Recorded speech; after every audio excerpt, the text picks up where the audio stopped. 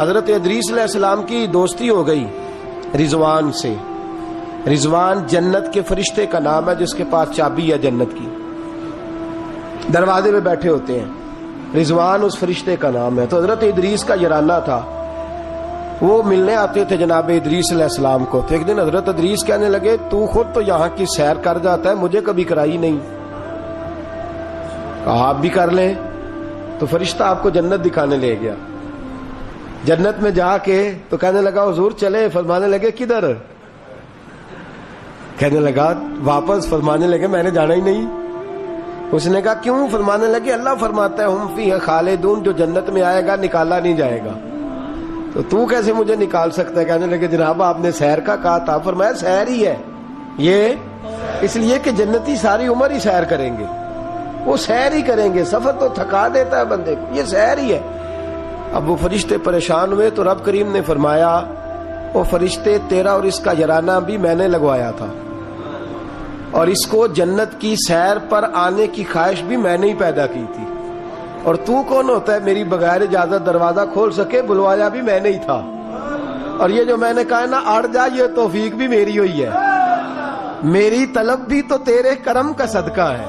یہ پاؤں اٹھتے نہیں بلکہ یہ اٹھائے جاتے ہیں. تو جب بلا لیا ہے, جنت میں داخل کرا لیا ہے, اور جنت بھی وہ والی جس کو میرے رسول پاک کے قدموں نے جنت بنایا ہے, وہ جنت جس کو ریاض الجنہ کا لفظ دیا ہے, حضور نے جنت جس کو بنایا ہے, وہاں تک پہنچ جائے. یہ ہے ارض جنت, یہ طیبہ کی زمین ہے ارض جنت. پر زمین کس کی ہے؟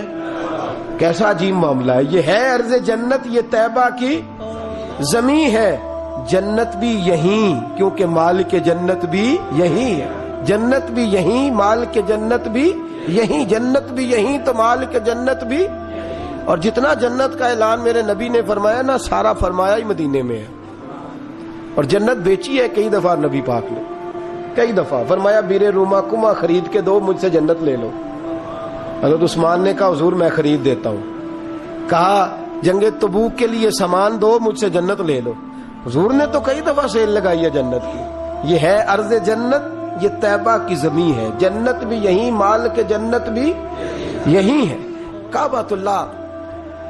حضرت عبداللہ ابن مسعود رضی اللہ تعالیٰ عنہ فرماتے ہیں جس کو ایک تکلیف آئے نا کعبے میں, کتنی جی؟ ایک کدی تے آئی جاندی ہے نا. میرے ورگے ہمیشہ دے تھکے بندے, ایک آپ تکلیف تو بخار آ گیا, پیر میں درد ہونے لگ گیا, کوئی تکلیف تو آئی جاتی ہے.